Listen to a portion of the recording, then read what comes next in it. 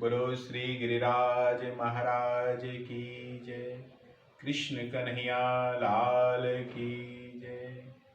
अखंड मंडलाकारं व्याप्तं येन चराचरं तत्पदं दर्शितं येन तस्मै श्री गुरुवे नमः। भक्ताविलासाचरितानुसारी दुग्धाधिचूरेण यशो विसारी कुमारिकानंदित घोष नारी मम प्रभु श्री गिरिराजधारी। बोलो कृष्ण कन्हैया लाल की जय। हम आप सब भगवान की वाणी गीता पर चर्चा कर रहे हैं। कल हमने दूसरे और तीसरे श्लोक की चर्चा की। आज चौथे, पांचवें और छठे श्लोक की चर्चा करेंगे।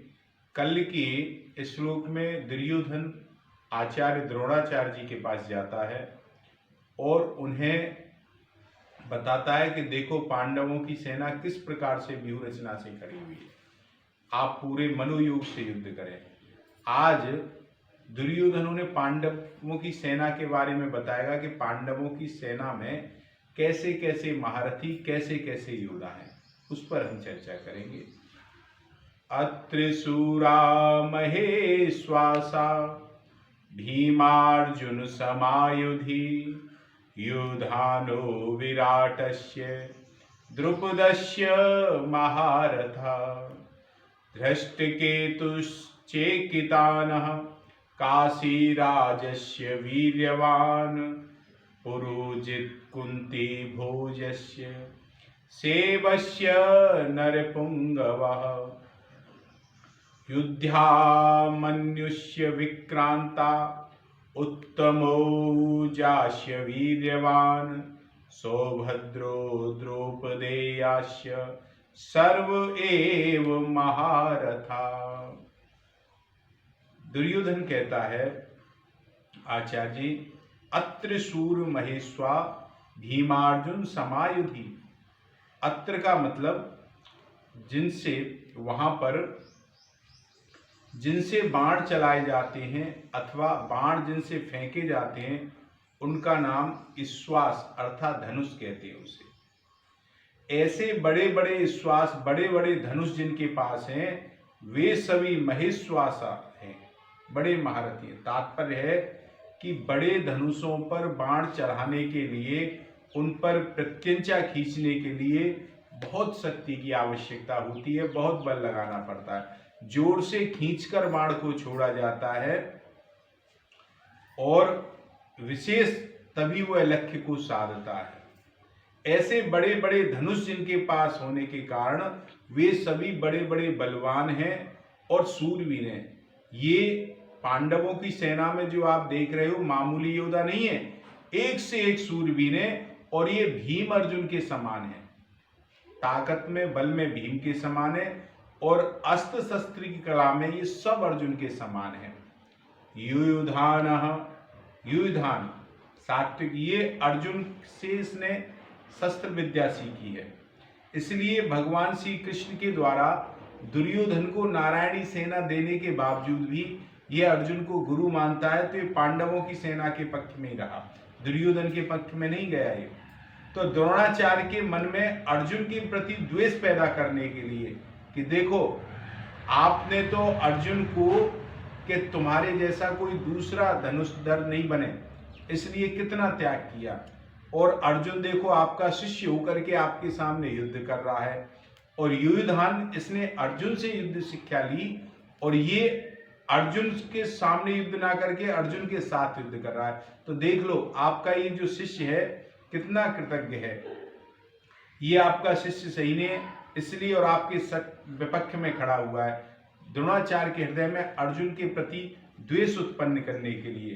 तो युयुधान जो है अंत में चल करके महाभारत के युद्ध में इसका वध नहीं हुआ, ये जब यादवों का आपसी युद्ध हुआ उसमें मारा गया था। अब आगे कहता है विराटस्य, जिसके कारण हमारे पक्ष का वीर सुशर्मा अपमानित किया गया, आपको सम्मोहन अस्त्र से मोहित किया गया और हम लोगों को भी जिसकी गाय छोड़कर युद्ध से भागना पड़ा था, वह राजा विराट हमारे प्रतिपक्ष में खड़ा हुआ है। राजा विराट से द्रोणाचार्य का कोई विशेष शत्रुता या वैरभाव नहीं था, किंतु दुर्योधन जानता है अगर सीधे मैंने द्रुपद का नाम लिया तो युद्धान के बाद में अगर मैंने सीधे द्रुपद का नाम लिया तो द्रोणाचार्य समझ जाएंगे कि ये मेरे मन में अर्जुन पांडवों के प्रति द्वेष करने के लिए मेरी शत्रुता को याद दिला रहा है।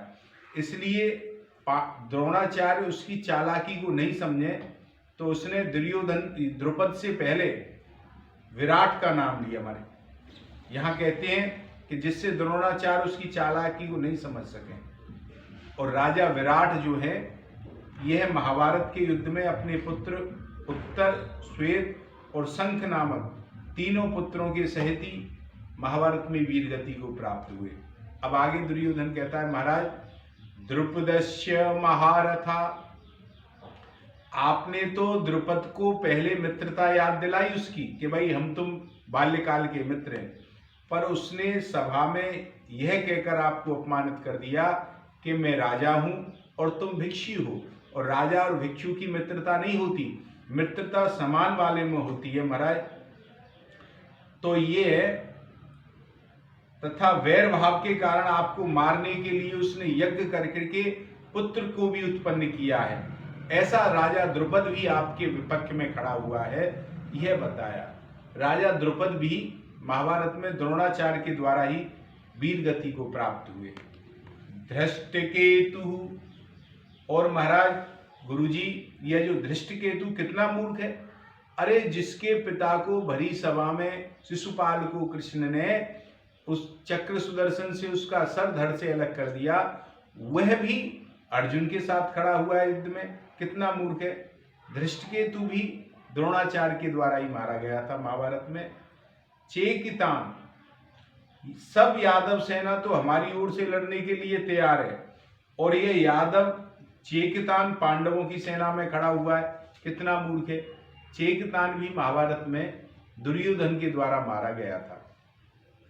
आगे सेना की व्याख्या करते हुए दुर्योधन कहता है, महाराज काशीराजस्य वीर्यवान, गुरुदेव यह काशीराज बड़ा सूरवीर है, बड़ा महारथी है, यह भी पांडवों की सेना में खड़ा हुआ है, इसलिए आप सावधानी से युद्ध करना। पांडवों की सेना को साधारण ना समझ के आप अपनी पूरी शक्ति से, पूरे मनोयोग से युद्ध करना। काशीराज भी महाभारत में वीर गति को प्राप्त हुआ था। आगे कहते हैं, पुरुजित कुंती भोजस्य, पुरुजित और कुंती भोज ये दोनों कुंती के भाई हैं, पांडवों के मामा हैं। कुल के पारिवारिक रिश्ते के हिसाब से ये हमारे भी मामा हैं, किंतु ये पक्षपात करते हुए पांडवों के पक्ष में खड़े हुए हैं, और ये दोनों भी बड़े बली हैं। ये दोनों भी महाभारत में द्रोणाचार्य के द्वारा ही मारे गए थे। सेव्यस्य नरपुंगवा, यह सेव्य जो है युधिष्ठिर का ससुर है, यह मनुष्यों में सबसे श्रेष्ठ है और बड़ा भारी बलवान है। परिवार के नाते तो यह हमारा भी संबंधी हुआ, किंतु ये अपने युधिष्ठिर के साथ में, पांडवों के साथ में खड़ा हुआ है महाराज। युद्धा मनुष्य विक्रांता उत्तमो जास्य वीरवान, पांचाल देश के बड़े बलवान और वीर योद्धा युधामन्यु तथा उत्तमोजा, ये मेरे बैरी अर्जुन के जो रथ के पहिए हैं उनकी रक्षा के लिए नियुक्त किए गए हैं, ये भी बड़े बलवान है महाराज। इनको भी दोनों को रात में सोते हुए अश्वत्थामा ने मार दिया था। सुभद्रा का पुत्र अभिमन्यु, ये बड़ा भारी बलवान है, इसने अपने माँ के गर्भ में ही चक्रव्यूह भेदन की शिक्षा प्राप्त कर ली है, ये भी बड़ा बलवान है। अभिमन्यु भी षड्यंत्र से महाभारत में वीर गति को प्राप्त हुआ। द्रौपदेयास्य, द्रौपदी के पांचों पुत्र युधिष्ठिर, भीम, अर्जुन, नकुल, सहदेव, इन पांचों के द्वारा द्रौपदी से एक एक पुत्र हुआ। क्रमशः प्रतिविंध्यन, सुतसोम, श्रुतकर्मा, शतानी और सुतसेन पैदा हुए।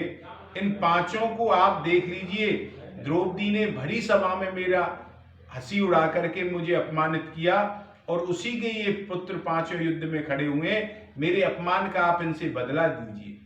इन पांचों द्रौपदी के पुत्रों का भी वध अश्वत्थामा ने सोते हुओं का कर दिया था महाराज। सर्व एव महारथा, हे गुरुदेव, ये सबके सब महारथी हैं जो शास्त्र और शस्त्र विद्या में दोनों में प्रवीण है और युद्ध में अकेले ही एक एक वीर 10-10 हजार धनुषधरियों योद्धाओं को मार सकता है और संचालन कर सकता है। तो उस वीर पुरुष को महारथी कहने का है जो 10,000 सैनिकों को अकेला ही संचालित, उसे महारथी कहते हैं। तो यहाँ दुर्योधन कहता है गुरुदेव ये एक से एक महारथी हैं।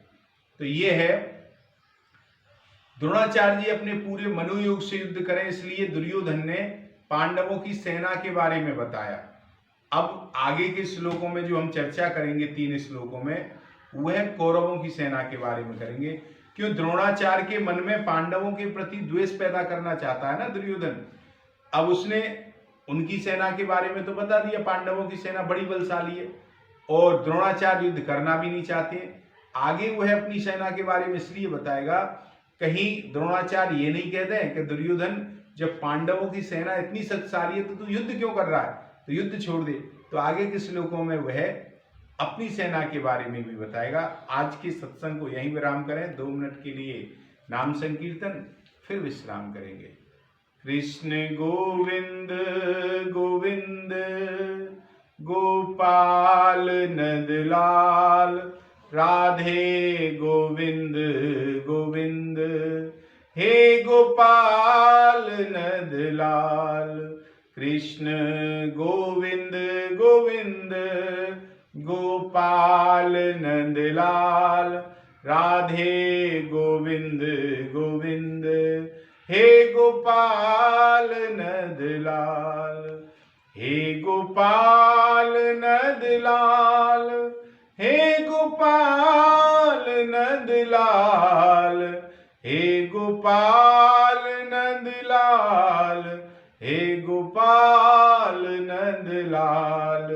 कृष्ण गोविंद गोविंद गोपाल नंदलाल, राधे गोविंद गोविंद, हे गोपाल नंदलाल।